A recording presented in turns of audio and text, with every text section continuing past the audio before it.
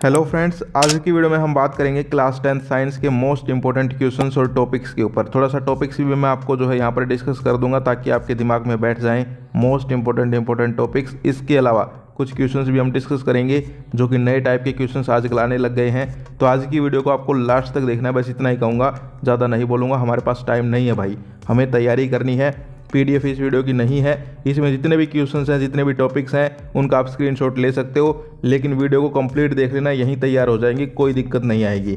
तो चलिए वीडियो को स्टार्ट करते हैं। What is a redox reaction? When a magnesium ribbon burns in the air with a dazzling flame and forms a white ash, is magnesium oxidised और reduced? तो सबसे पहले redox reaction के बारे में बताना है, फिर इन्होंने एक क्वेश्चन भी पूछ लिया। तो यहाँ पर देखिए रिडॉक्स रिएक्शन हो जाएगा भाई, जिसमें रिडक्शन भी होता है और ऑक्सीडेशन भी होता है, देख सकते हो। और फिर मैग्नीशियम रिगन का आंसर यहाँ पर नीचे लिखा हुआ है। इसके बाद दूसरा क्वेश्चन है, जल्दी जल्दी करना पड़ेगा भाई। दूसरा क्वेश्चन है, identify the type of chemical reaction in the following statements and define each of them. यानी कि यहाँ पर कुछ प्रोसेस दी गई हैं, तो इनमें कौन सी केमिकल प्रोसेस है, कौन सी केमिकल रिएक्शन होती है। जैसे कि digestion of food in our body. तो डाइजेशन में क्या होता है, हमारे अंदर खाना जाता है, फिर वो डाइजेस्ट होता है, टूट जाता है पार्ट्स में, कहते हैं ना चबा चबा के खाना खाओ, तो टूटने वाली रिएक्शन होती है डिकम्पोजिशन रिएक्शन, ठीक है। दूसरा जो है रस्टिंग ऑफ आयरन, ये ऑक्सीडेशन हो जाएगी और अगली डिस्प्लेसमेंट हो जाएंगी। इसके अलावा हम आगे चलें, आगे देखिए थोड़ा सा पढ़ लेते हैं हम, reaction of metal with acid और बेस। ये जो है इसके ऊपर कई बार कॉम्पिटेंसी क्वेश्चन भी बन जाते हैं। तो यहाँ पर आप देख सकते हैं, एसिड जब मेटल के साथ रिएक्ट करेगा तो साल्ट और हाइड्रोजन गैस बनेगी, याद रखना, ठीक है। इसका जो है कॉम्पिटेंसी बेस्ड क्वेश्चन भी आ सकता है। आपको एक एसिड दे देंगे, एक मेटल दे देंगे और पूछेंगे कि कैसे पता चलेगा कि ये एसिड है या बेस है। तो आपको देखना है कि भाई हाइड्रोजन गैस निकली या नहीं निकली, ठीक है। तो इस टाइप से देख लो, नीचे एक नोट भी लिखा हुआ है, hydrogen gas released can be tested by bringing a burning candle near gas bubbles, ठीक है। तो it Burns with A pop sound. तो ये ध्यान रख लो, ये कॉन्सेप्ट, ये जो वीडियो है ना, ये मैंने बहुत ही दिमाग लगा के तैयारी की है भाई। इसके अंदर कुछ क्वेश्चंस भी हैं और मैं कुछ आपको टॉपिक्स भी समझाना चाहता हूँ जिनके क्वेश्चंस बन सकते हैं। मैं साफ बता रहा हूँ भाई, पेपर जो है थोड़ा सा हाई लेवल रहेगा, इसलिए हमें तगड़ी तैयारी करनी पड़ेगी। तो ये कॉन्सेप्ट पक्का कर लो कि भाई जब एसिड और बेस की मेटल्स के साथ रिएक्शन होती है तो कैसे क्या होता है। इसके अलावा जब मेटल कार्बोनेट्स और मेटल हाइड्रोजन कार्बोनेट्स के साथ रिएक्शन होती है तो क्या होता है। तो नीचे आप देख सकते हो साल्ट बनता है, CO2 गैस निकल देती है और हाइड्रोजन यानी वाटर निकलता है। लेकिन मेटल कार्बोनेट के साथ बेस रिएक्शन ही नहीं करते, देख लो इधर, ठीक है। तो ये चीज़ें ध्यान रखो भाई। जो स्टूडेंट आज की वीडियो को लास्ट तक देखेगा उसको आज नए नए क्वेश्चंस पता चलेंगे और साइंस के नए नए टॉपिक्स पता चलेंगे जो कि पेपर में आ सकते हैं। तो ये जो है स्क्रीनशॉट ले लीजिए, पीडीएफ नहीं है, मैं साफ बता रहा हूँ। तो इसके अलावा हम आगे बात करें, आगे जो है यहाँ पर पीएच के बारे में क्वेश्चन आपके पेपर में आ सकता है। तो देखिए इंपॉर्टेंस ऑफ पीएच का आ सकता है, या फिर पीएच के बारे में और भी क्वेश्चन बन सकता है। तो पीएच के बारे में तुम लोग भी पढ़ लेना, यहाँ पर मैं थोड़ा सा बता देता हूँ। देखिए अगर क्वेश्चन आ जाए, what is the importance of pH in everyday life, तो इस तरीके से पॉइंट्स बना के आप लोग लिख सकते हैं। इसमें आप कह सकते हैं कि plants and animals are pH sensitive होते हैं, हमारी जो शरीर है उसको भी पीएच जो है इतनी होती है, इसके बिना ये काम नहीं कर सकता। इसके अलावा जो है पीएच ऑफ रेन वाटर इतना होता है, इसलिए इसको एसिड रेन कहते हैं, ठीक है। और प्लांट्स जो है उनको भी एक पीएच चाहिए, रिक्वायर हेल्थी ग्रोथ के लिए, वरना प्लांट्स जो है यानी कि जो हमारे पेड़ पौधे हैं उनकी भी ग्रोथ नहीं होती। तो पीएच के ऊपर जो है आएगा तो ज़्यादा क्वेश्चन का नहीं आएगा, ज़्यादा नंबर का क्वेश्चन 2-3 नंबर का आएगा, उसमें आप लोग ये लिख सकते हो, आपके नंबर नहीं कटेंगे, ठीक है। वरना जो आपने याद कर रखा है वो भी आप लिख सकते हो, कोई दिक्कत नहीं है। लेकिन पीएच का जो टॉपिक है उसको पक्का कर लो, मैं ये कह रहा हूँ, ठीक है।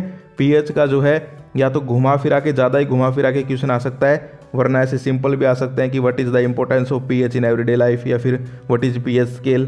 तो ये जो है पीएच का कॉन्सेप्ट क्लियर होना चाहिए, तुम्हारा कहने का मतलब ये है।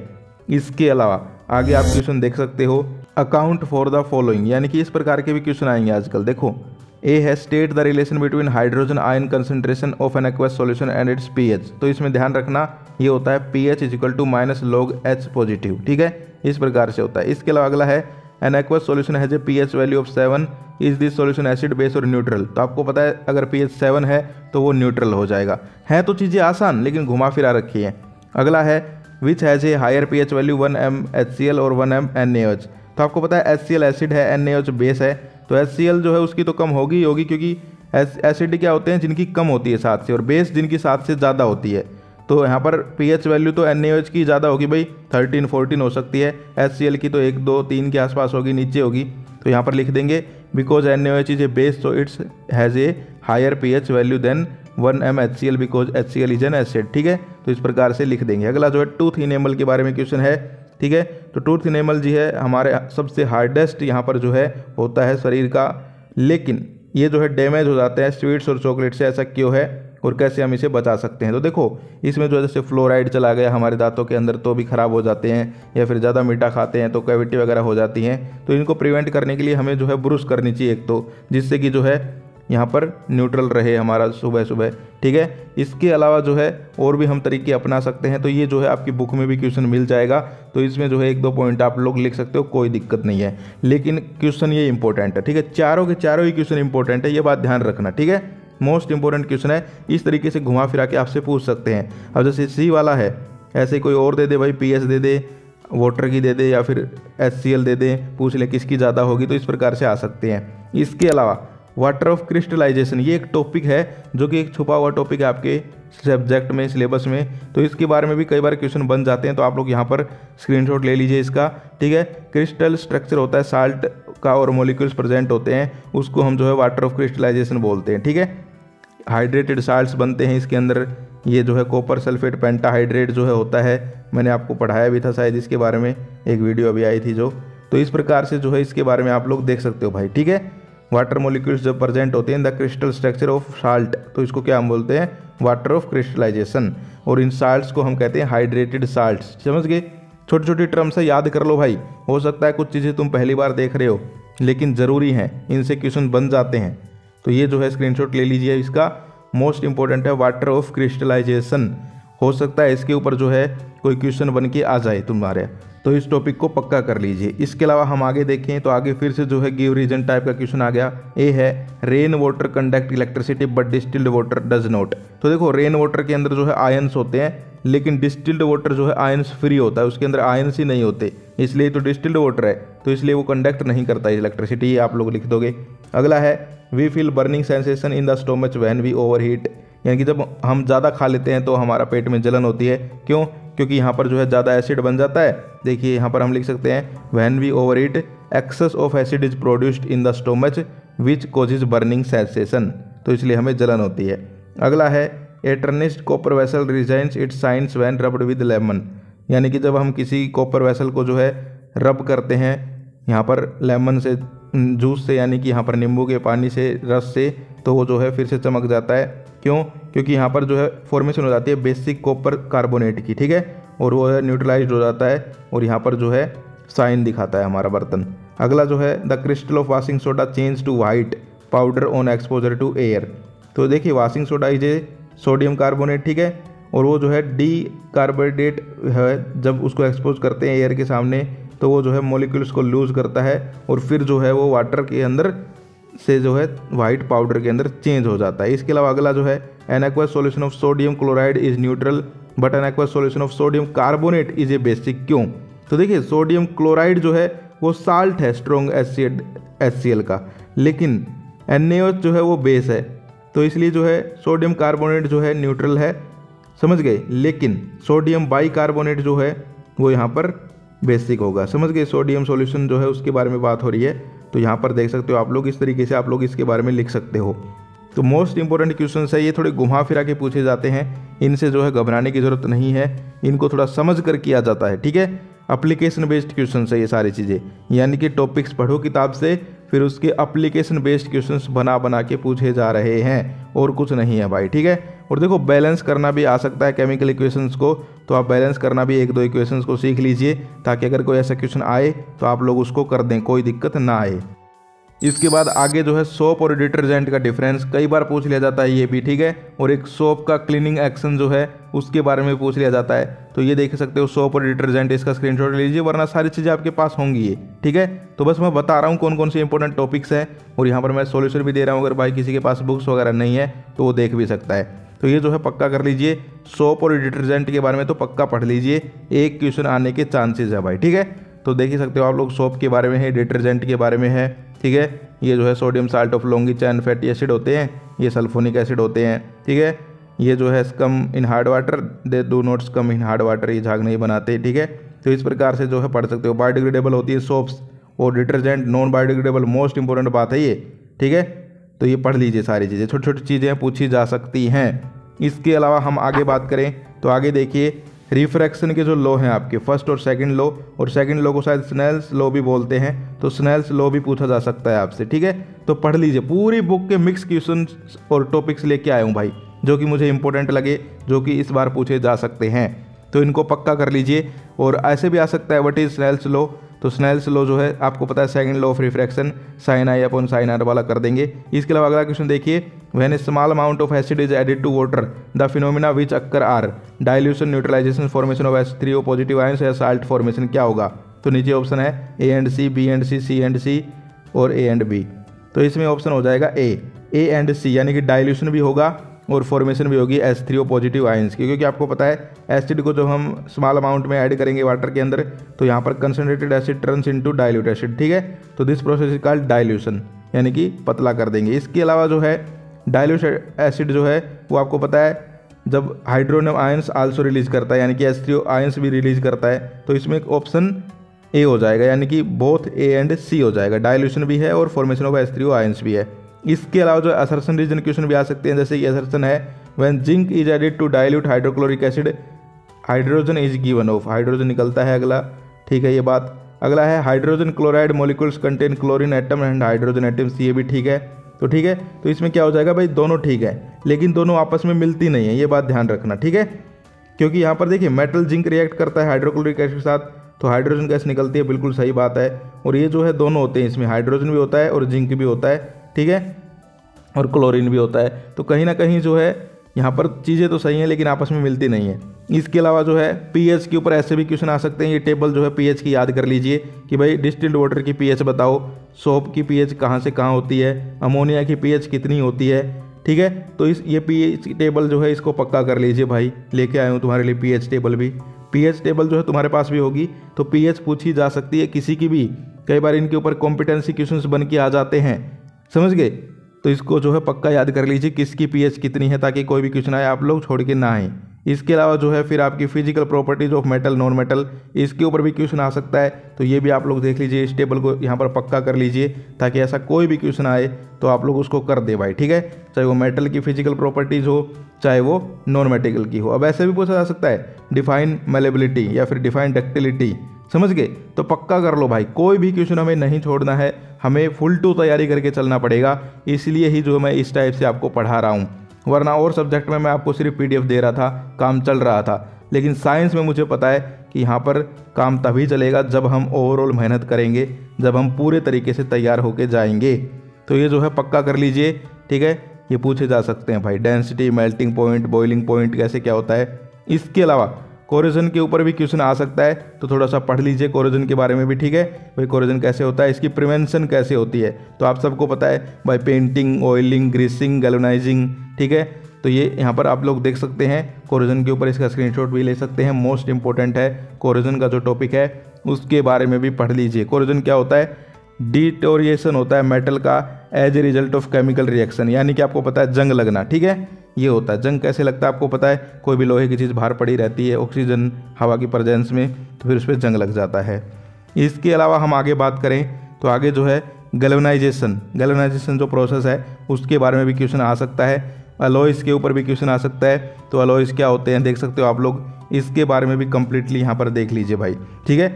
लेके आया हूँ भाई आज ढूंढ के कहीं कहीं से टॉपिक, जो टॉपिक्स आ सकते हैं पेपर में, तो इनको पक्का कर लो। जिसके पास आंसर्स नहीं है, कोई किताब नहीं है, वो यहीं से देख ले कम से कम।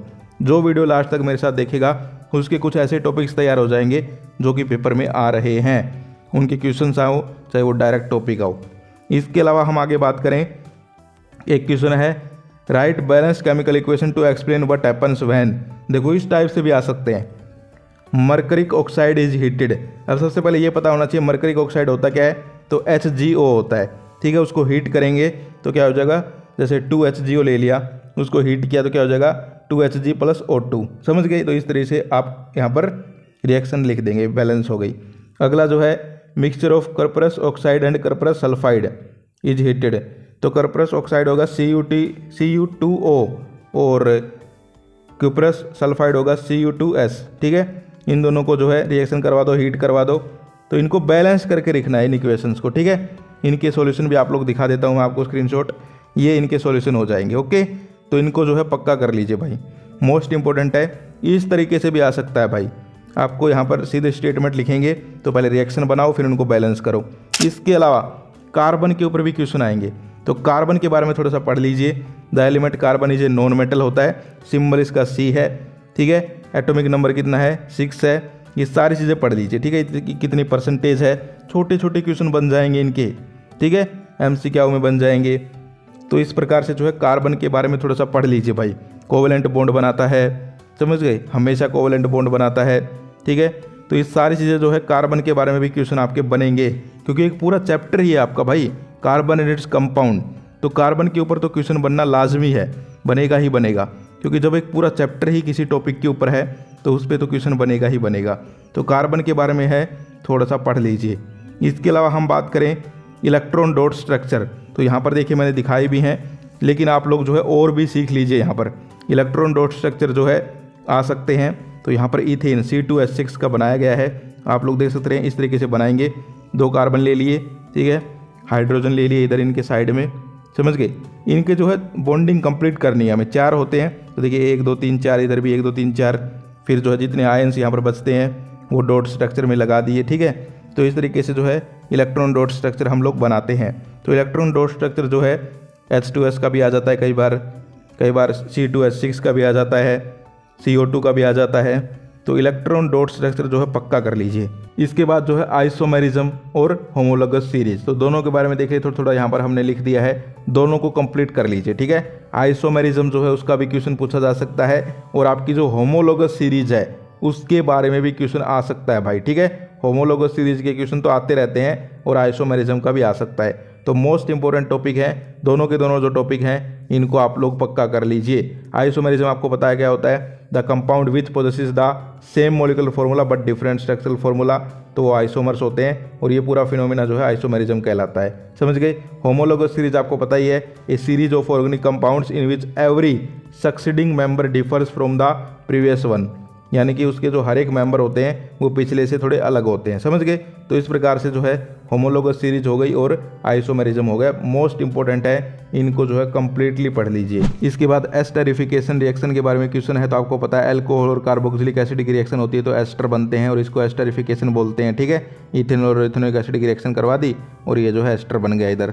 तो कहने का मतलब क्या है, ये जो रिएक्शन है सारी की सारी कर लीजिए भाई, सारी की सारी रिएक्शन पक्की कर लो, कोई भी 1 2 पूछी जा सकती है। इसके अलावा हम बात करें यूजेस ऑफ इथेनॉल, एक बार ये क्वेश्चन भी आया था, what is the uses of ethanol. Ethanol के बारे में ही पढ़ लो। यूजेस आप यहाँ पर देख सकते हो, इन मेडिकल वाइप्स, ठीक है, एंटीसेप्टिक की तरह यूज होता है, इन एंटी फ्रीजिंग एजेंट की तरह यूज हो जाता है।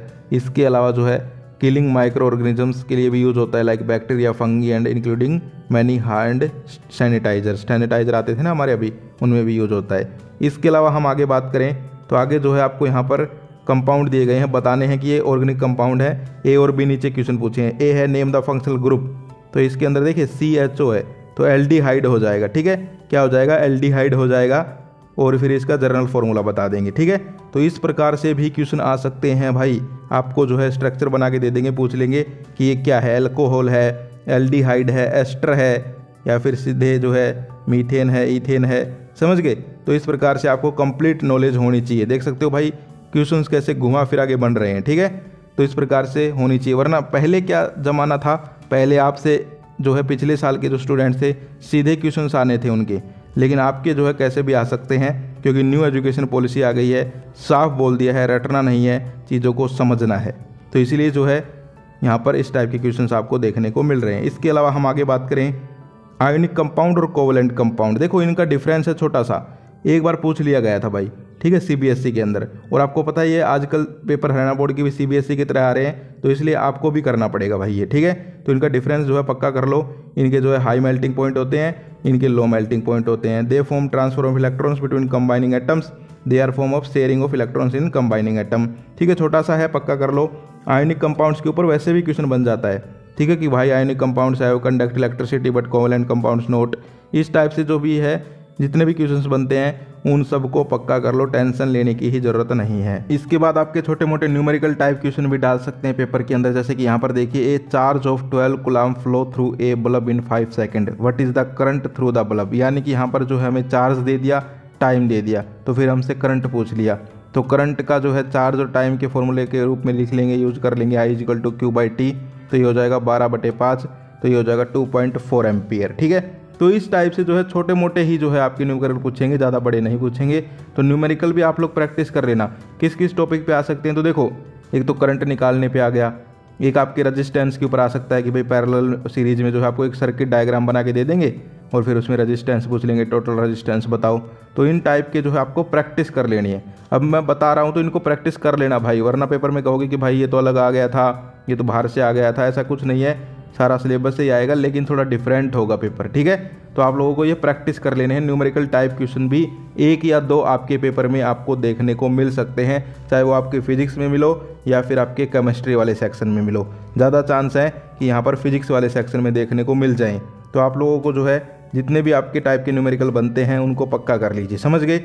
और देखो न्यूमेरिकल टाइप क्वेश्चन में क्या है, मान लीजिए आपको सॉल्यूशन नहीं आ रहा तो जो गिवन है उतना भी लिख दोगे तो उसके भी नंबर हैं, छोड़ना मत। ठीक है, इसके अलावा हम आगे बात करें तो आपका देखिए फिर से क्लीनिंग एक्शन ऑफ सोप के ऊपर क्वेश्चन आ गया। अभी मैंने सोप और डिटर्जेंट का डिफरेंस बताया था, तो ये जो है मोस्ट इंपॉर्टेंट है, कई बार पूछ लिया जाता है। इसमें आप लोगों को ये डायग्राम बनाना तो जरूरी है भाई। नीचे जो ये जो है ऑयल की ड्रॉपलेट ले लेंगे और फिर Na के पॉजिटिव पार्टिकल्स इधर दिखा देंगे टेल हेड करके माइसेल्स की फॉर्मेशन होते हुए।